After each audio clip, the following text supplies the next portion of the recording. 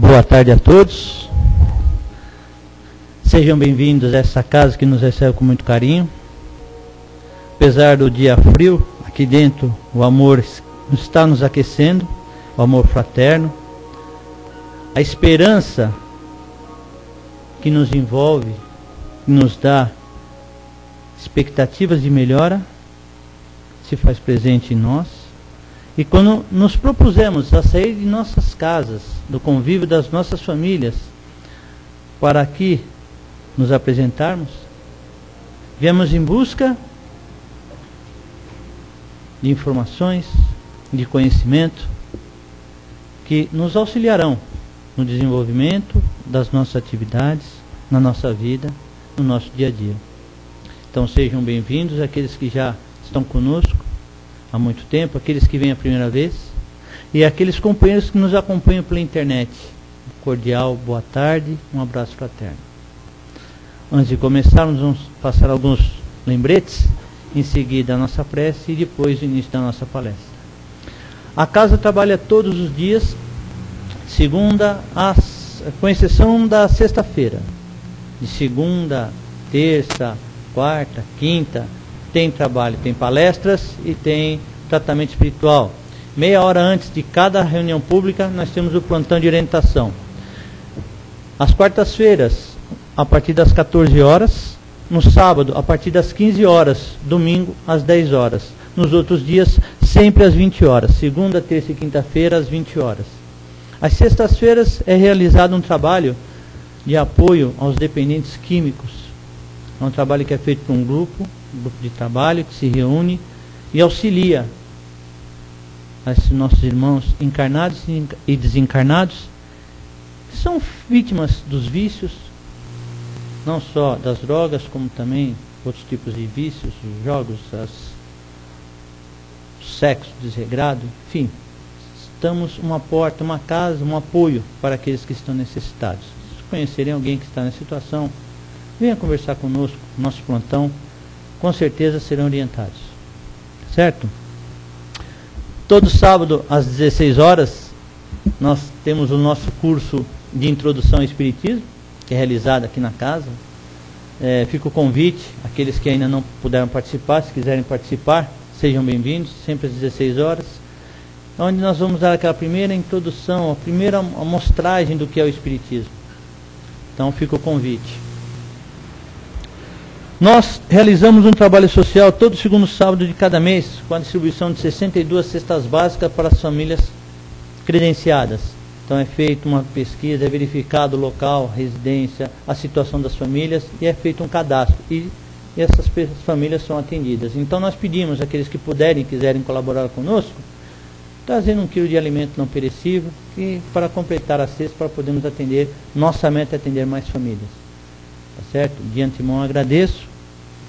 E aqueles companheiros que quiserem trabalhar conosco, trabalho voluntário aos sábados, após as 17 horas, é realizada a entrega de lanches para aqueles nossos irmãos carentes, aqueles que se julgam deserdados, aqueles que estão abandonados, levando um pouco de carinho, um pouco de calor humano, através da doação de lanches.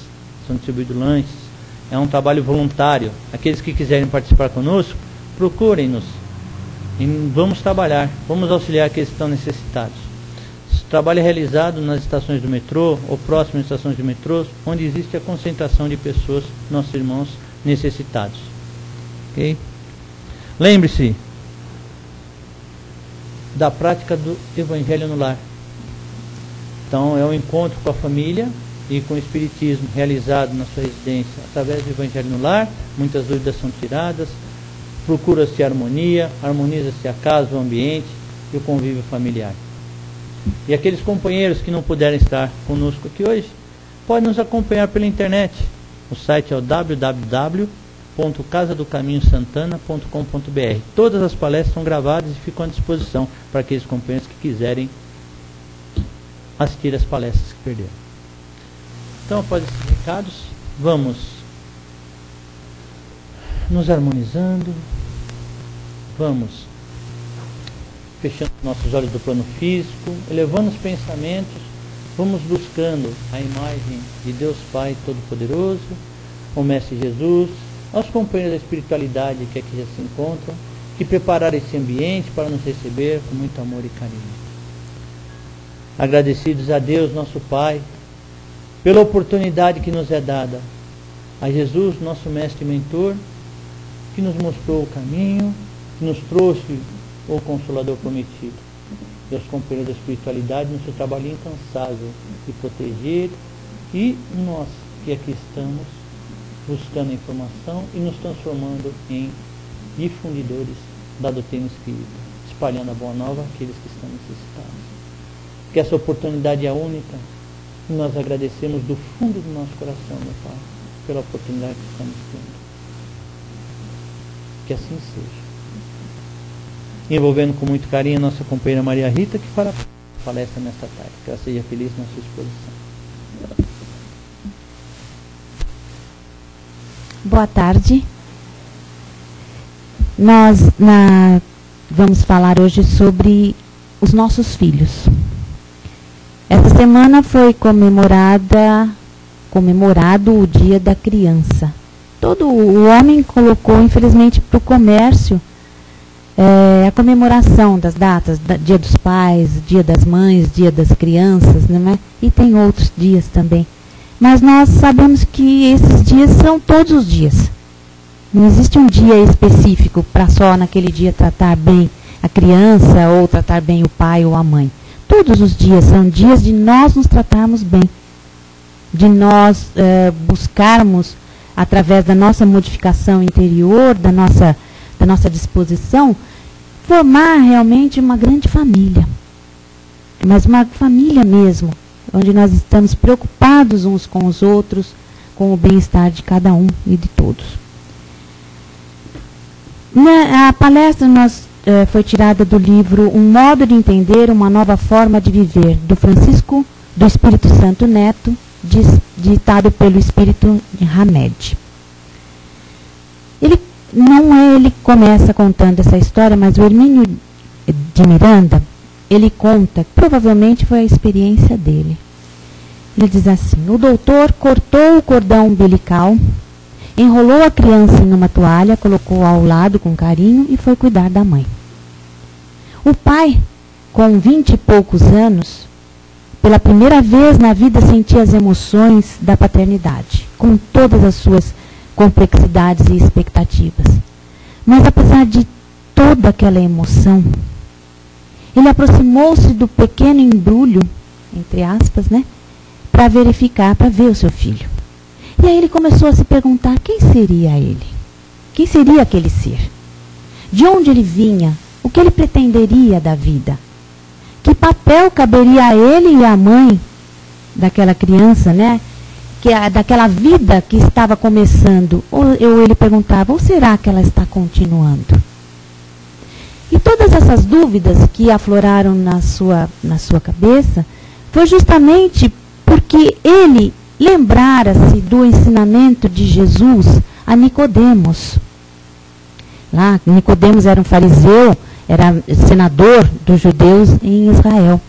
E Nicodemos pergunta, ele se aproxima de Jesus, porque os fariseus, eles não gostavam de Jesus. Porque Jesus, com o seu carinho, com o seu amor, ele convidava as pessoas a refletirem e se modificarem. Mas um ou outro judeu tinha simpatia pelos ensinamentos de Jesus. Mas eles procuravam não ir durante o dia, para justamente evitar o falatório. Então Nicodemos se aproximou de Jesus numa noite. Chegou para Jesus após os cumprimentos normais. Ele falou para Jesus: mestre, eu tenho empregado minha existência em interpretar a lei, mas eu não consigo saber o que devo fazer para conhecer o reino de Deus. Jesus fala para ele que, em primeiro de tudo, Nicodemos, não basta viver interpretando a lei. É necessário sentir o que os textos estão querendo dizer. Mas, em verdade, eu quero te dizer que ninguém conhecerá o reino de Deus sem nascer de novo. O que Nicodemos pergunta, mas como pode isso acontecer? Como pode um homem nascer de novo sendo velho? Ele pode, porventura, regressar ao ventre de sua mãe e nascer outra vez? Jesus, indo especificamente no ponto, ele diz: não estranhe de eu te dizer que se um homem não nascer da água e do Espírito, não pode entrar no reino de Deus. O que é nascido da carne é carne, ou seja, o corpo procede do corpo. Mas o Espírito não procede do Espírito, porque ele já existia antes do corpo. E aquele jovem, ele lembrara-se também do que ele já havia lido daquele poeta libanês, o Khalil Gibran, no seu livro O Profeta, que quando ele está escrevendo o livro, esse poeta, ele estava falando de um personagem que estava aguardando um navio chegar para que ele pudesse voltar à ilha onde ele morava, onde ele habitava. Mas enquanto o navio não chegava, ele ficou caminhando pela cidade, e as pessoas que sabiam quem ele era aproximaram-se dele, e cada hora faziam uma pergunta, para que ele falasse a respeito do matrimônio, para que ele falasse a respeito do amor. E uma das mulheres que havia se aproximado estava com uma criança no colo, e ela perguntou: fala-nos dos filhos. E ele disse: vossos filhos não são vossos filhos, são os filhos da ânsia da vida em si mesma. Vêm através de vós, mas não de vós. E embora vivam convosco, não vos pertencem.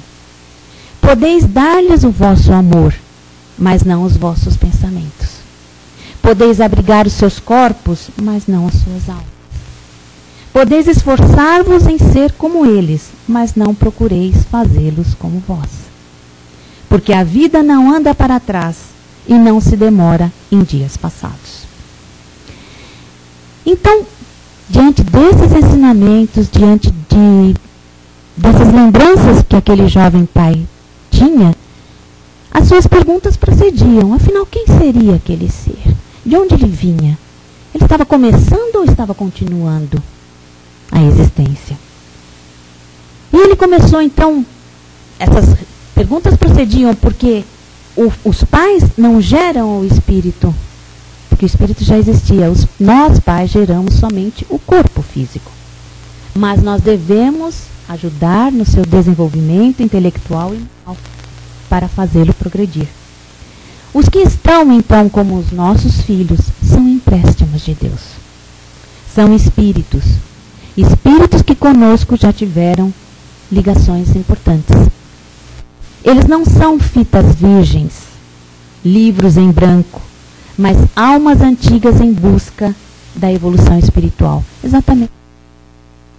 Eles não estão escrevendo, eles estão reescrevendo, consertando aquilo que não foi muito feliz e continuando a escrita. E diante disso, então, como educar?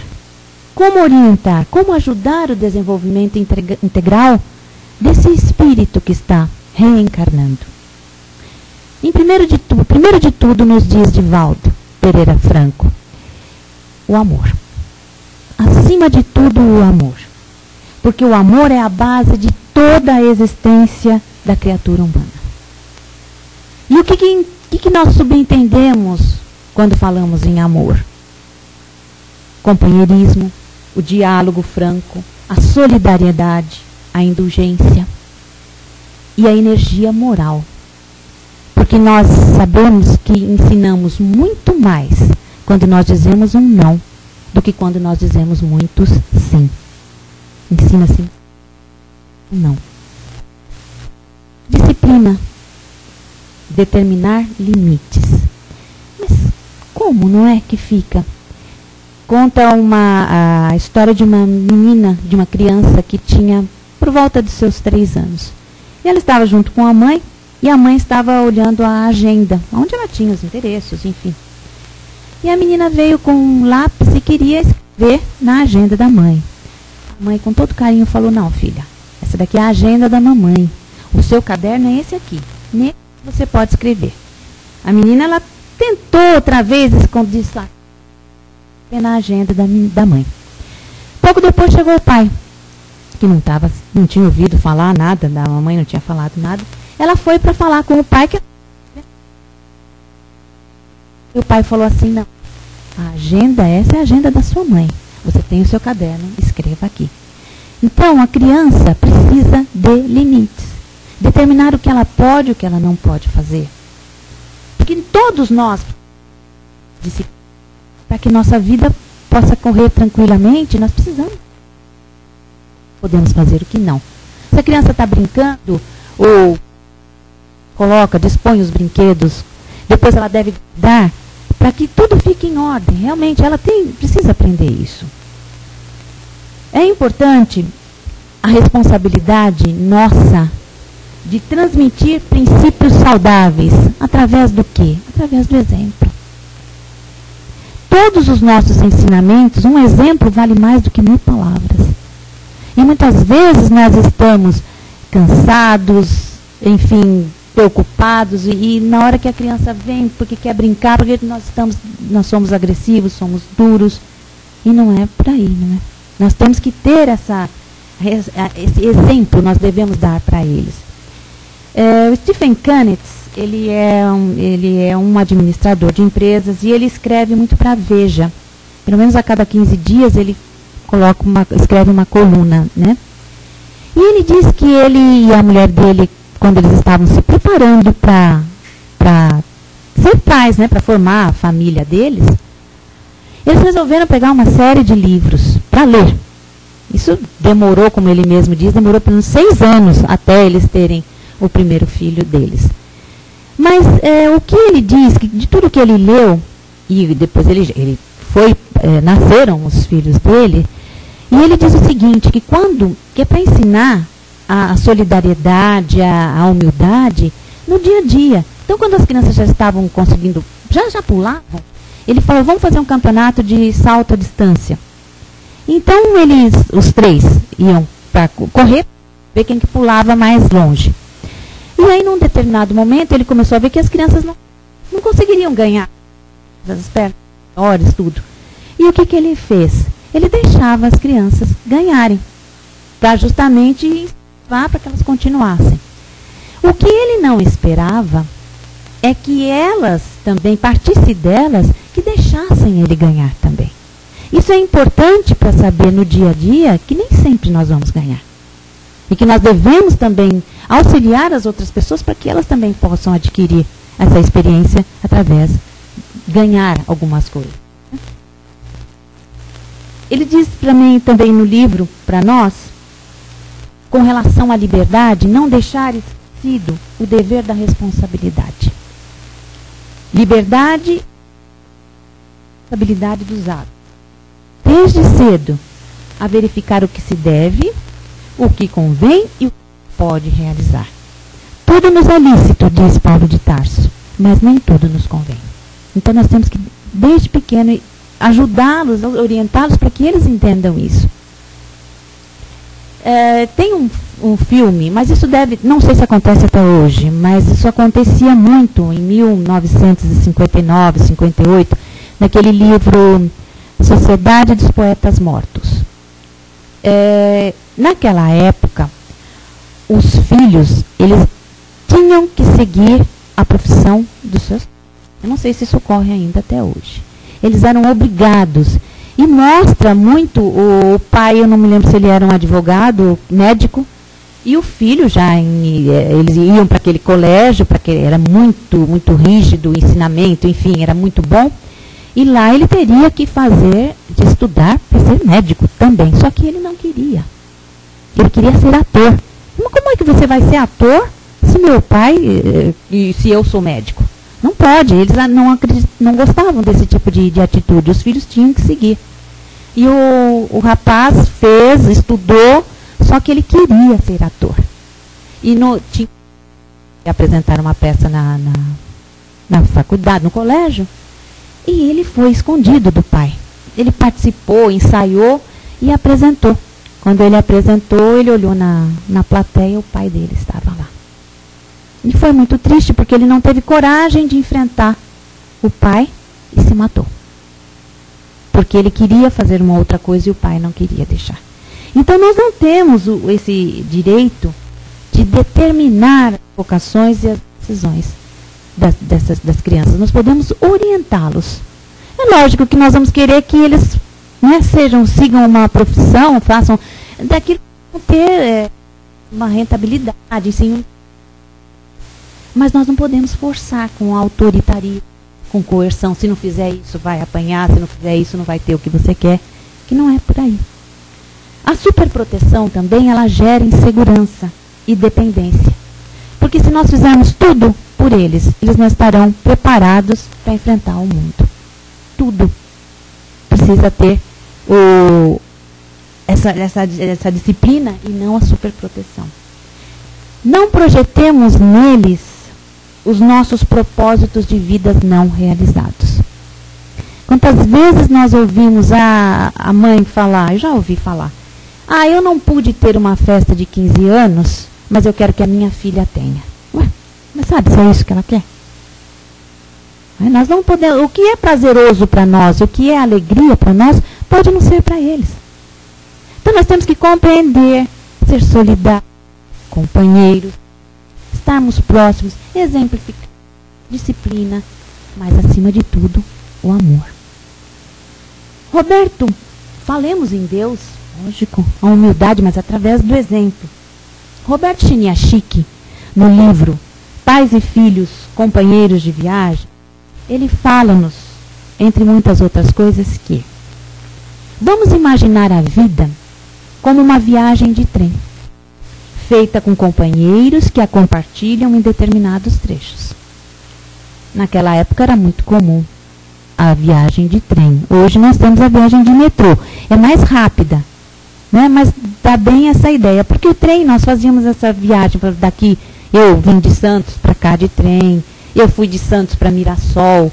Enfim, então é aquela coisa gostosa, aquele balanço gostoso, aquele barulho gostoso. E pessoas entram nas estações. Quando nasci, ele disse para nós, entrei no trem em que estavam meus pais. Eles já conheciam algumas coisas sobre a viagem e sobre o trem. Certamente, parte de seus conhecimentos correspondia à verdade e outra parte correspondia a ilusões. No meio da minha viagem nasceram meus filhos. Já conheci a viagem do trem. Igualmente, parte era verdadeira, outra parte não. Há pouco tempo, meu pai deixou o trem e com sua partida de fazermos a viagem. O trem continuou. A fila anda, né? Nós estamos tudo junto. Descobertas e procura fala para os outros, sendo que a riqueza da luz se amplia quando é compartilhada. Isso. Nem guias, nem professores. Muito bom. Pais e filhos, o maior e o vida. Cúmplices no aprender e desvendar os mistérios de cada amigo e transformações. E ele fala, simplesmente de viagem.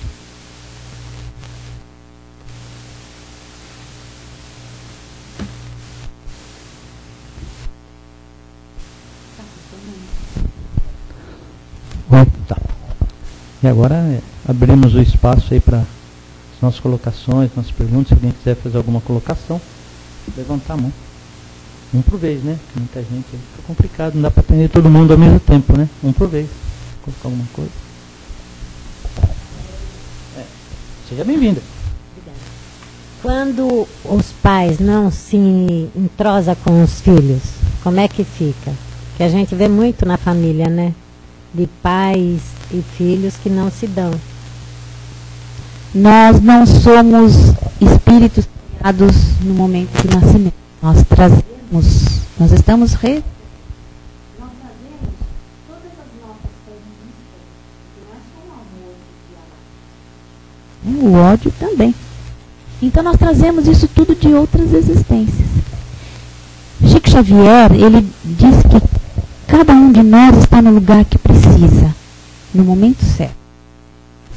Então nós trazemos do passado nem sempre. Então o espírito no Evangelho diz bastante, o espírito, depois que ele está desencarnado, precisa renascer. Aí ele pede a Deus para que ele possa, né, renascer, reiniciar a sua viagem. E quando os pais que irão recebê-lo, ele não tem tanta afinidade. Ele reluta em nascer porque ele sabe que vai ter que ser feito. Mas mesmo assim, ele percebe que ele precisa reencarnar. E aí quando ele toma a vontade, ele torna. E normalmente nós renascemos nos mesmos locais onde nós, juntamente com as mesmas pessoas com quem nós já tivemos ligações pretéritas. Nem sempre essas ligações são boas. Essas coisas que fizemos não são boas. Mas é para isso que Deus permite o esquecimento do passado. Esse esquecimento do passado, na realidade, ele não é total, porque na hora que nós dormimos, na hora que nós temos a lembrança. Mas do momento da vida de relação, nós temos esse esquecimento. Então, aquela dificuldade que nós temos em tratar com aquele filho, o filho que está reiniciando, é um espírito reencarnando, nós temos que nos devotar. É o amor que nós devemos colocar em todos os sentidos, porque nós devemos nos lembrar, um ou outro já odiou demais. Um ou outro já fez aquilo que não deveria. Cabe a nós, a partir desse momento que é da reencarnação, que é uma oportunidade maravilhosa de Deus para o nosso aprendizado, é utilizar o amor. Então, quando nós falamos de amor, nós pensamos, nossa, o amor, mas não, mas espera, o amor está em tudo. Na compreensão, no diálogo, no respeito, no entender o que é que aquela criatura tem para nos trazer de novo, né? O que ela está nos trazendo, o que ela está nos pedindo. Então nós temos aqui trabalhar isso, é o amor. Seria pior se nós nos lembrássemos o que foi feito. Então nós devemos aproveitar esse... Nós falamos do amor da mãe, você está falando, dos pais. Mas e o filho também? O filho que percebe que o pai não fez, ou a mãe não fez tudo o que deveria ter feito e acaba se vingando. Nós não temos esse direito. Né? Devemos fazer da melhor maneira possível, mas nós estamos todos aprendendo. Então, aquele que tem uma maior consciência deve estar agindo com amor. Buscando, através do exercício, do amor, da compreensão, da variedade, educar o limite, ajudando, sabendo que está ajudando o espírito e ajudando a si próprio. Porque nós estaremos nos libertando. Libertar não quer dizer que nunca mais vai ver, mas assim nós poderemos estar transformando um inimigo em um amigo, para que nós possamos formar a verdadeira família. Mais alguém? Não podemos esquecer também, né, Maria Rita, que não existe acaso. Não. Né? E hoje, o filho hoje pode ter sido o pai ontem. Né? Então, tem algumas azaressas para serem aparadas. Então, essa é a oportunidade que é dada.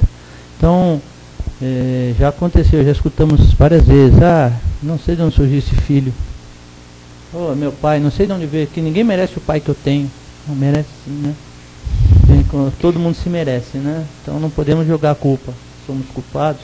Também não, né? Uma coisa que... A responsabilidade é de ambos. Uma coisa que o Stephen Canetz fala também é que nós não devemos destruir a autoestima dos nossos filhos. Nós temos uma mania muito... Na hora da raiva, poxa, você parece burro, parece que não sabe, já esqueceu. Como que, sabe, nós vamos destruindo a autoestima daquele espírito. Né? Do mesmo jeito que nós não gostamos que falem isso conosco, acha você não entende nada, nós também não devemos fazer isso com eles. Por mais difícil que seja o relacionamento, nós devemos trabalhar não quer dizer que nós consigamos 100%, mas nós temos que dar o nosso melhor.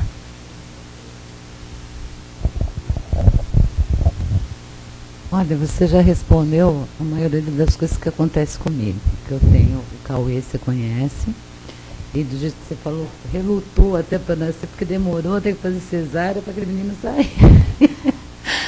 É assim, hoje, ele cresceu sempre emburrado, sempre, não sei porque, ele sempre falava, eu não sei o que eu estou fazendo aqui, tenho um problema com o pai, comigo, às vezes até os colegas iam em casa e falavam, teu pai e tua mãe é gente boa, super legal, bacana. Eles são crianças, vocês não estão vendo? Ele sempre foi bem assim, avançado. Como até hoje eu não consegui, como é que a gente conversa com o filho, para ele entender, mesmo eu passando o amor, tudo para ele, entender que a gente está do lado dele, que a gente quer o bem dele. Como é que eu faço isso para se aproximar mais do pai? Como é que... É isso que eu gostaria de saber, porque até hoje eu não consegui. Ou eu estou conseguindo e não sei. O Cauê não é mais uma criança, digamos assim, fisicamente, né? Ele tem o livre-arbítrio. Ele lembra muito, não conscientemente, mas lembra das dificuldades de relacionamento, certo? Então, se a palavra não adianta, não tem como chegar, porque isso daí é uma questão do traquejo, do dia a dia, de você saber como chegar. Mas se não há possibilidade de diálogo através do amor, da oração e do exemplo, é a melhor maneira de chegar perto dele. Você vai estar sempre ao lado dele, falando o que precisa, o que ele não quer ouvir, o que ele precisa para ele saber o que precisa. Mas isso é uma oportunidade para vocês e para ele, para que eles possam aprender, para que todos possam aprender que nós precisamos do diálogo, nós precisamos uns dos outros para crescer.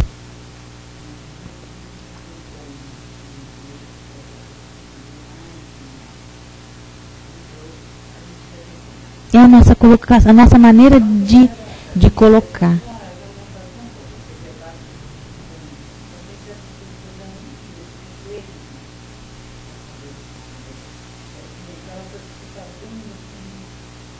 Não está ainda como você gostaria, mas assim, cada um tem o seu tempo, cada um tem o seu momento. A gente tem a obrigação de orientar, dever de orientar. Não quer dizer que eles vão ser como nós achamos que devam ser. Nós não podemos exigir isso. Mas nós temos que dar o nosso melhor e esperar. Através da oração, da vibração, está sempre incentivando, enfim, mas vibrar muito por ele e estar sempre juntos. Muito amor. O Evangelho no lar é muito importante para nós estarmos... porque nós buscamos através do Evangelho, de fazer o estudo do Evangelho no lar, exatamente essa aproximação. Talvez porque ele não goste muito de falar, não gosta muito de expressar, não gosta, é a característica dele, mas isso é um trabalho que nós temos que estar fazendo, sem forçar, sem coerção, mas assim, no dia a dia, através do exemplo, do amor constante, da palavra no momento correto, e aguardar, porque é um espírito, certo? Individualidade. Oi, você comentou bastante sobre aptidões, né? E a aptidão, na realidade, também é a vocação da pessoa, né? Ah, tá. Para determinada profissão. No livro dos Espíritos, é realmente colocada essa questão quando se fala da felicidade. Que muitos pais, realmente, eles dificultam o caminho dos filhos justamente por não respeitar as aptidões dos filhos. Exatamente. E a falta de respeito às aptidões ou da vocação causa muita infelicidade. Determinada criatura poderia realmente ser médica, aí o pai obrigou a ser padre, ou a mãe, né? E assim por diante. Então, se nós prestarmos mais atenção quanto às aptidões, quanto ao direcionamento e à vocação que os filhos, né, naturalmente demonstram, um para a música, outro para o cinema, outro para a televisão, outro para a medicina, outro para qualquer outro tipo de ciência ou trabalho, aí sim ajudando-os e preparando-os para a profissão, ficaram homens menos traumatizados, menos introspectivos, né? Menos medrosos com a vida. E com certeza o número de suicídios nesse campo diminui, porque você respeita o que o espírito busca para progredir, né? Exatamente. Então o respeito à vocação ou às aptidões das pessoas é fundamental para termos mais felicidade, não só nós, mas os nossos filhos, e fundamentalmente, né, tornar a sociedade mais produtiva. Exatamente, Ribéry. Quando nós convivemos com os nossos filhos desde pequenininhos, nós já vamos sentindo, percebendo as suas aptidões. Então fica mais fácil. Nós temos que ter essa humildade de aceitar, de incentivar para que ele, lógico, orientando para que ele seja o melhor naquilo que ele está desenvolvendo, que ele vai desenvolver. Agora, e aqueles que não sabem o que fazer? Não sabem o que seguir? Quando eles não trazem em si uma vocação específica. Porque quando a criança já traz, por exemplo, vamos lá, quando a criança ela começa a escrever com a mão esquerda, vai ser canhoto, você não vai ficar forçando a escrever com a direita. Antigamente forçava-se a pessoa, muito antigamente, né? Não se podia escrever com a mão esquerda, tinha que escrever com a mão direita. Então, tudo isso são coisas que nós vamos verificando de pequeno. E aqueles que não têm, como é que nós vamos fazer? Tantos, né, procuram uma psicóloga para ver, para fazer um teste de vocacional, para saber. Então nós temos que orientar, vibrar muito, orientar, para que ele, ao escolher, que ele escolha, que ele faça o melhor. Sempre, sempre respeitando, como você falou, do livro dos Espíritos, que os Espíritos disseram para nós e como tem exemplos na vida prática. Obrigado. Obrigado, Maria Rita. Muito obrigada, gente. Uma boa tarde a todos.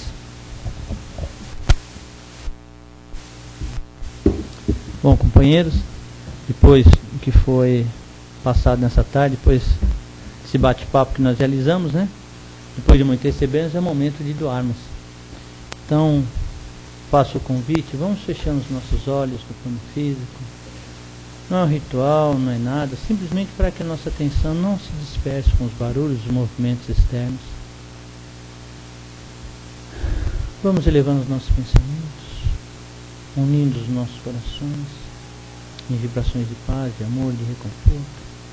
E vamos doar essas energias que serão utilizadas pelo plano espiritual, que elas possam envolver com muito carinho todos os lares, todas as famílias, onde houver alguma intriga, para que haja o diálogo, haja o respeito, por aqueles pais e filhos que não se entendem, para que possam, conversando, modificar-se, crescer, se respeitar-se. Por todos os hospitais e casas de saúde, onde se encontram os nossos companheiros enfermos, recebendo tratamento do corpo. Por aqueles que clamam por justiça, para que recebam cada um conforme o seu merecimento.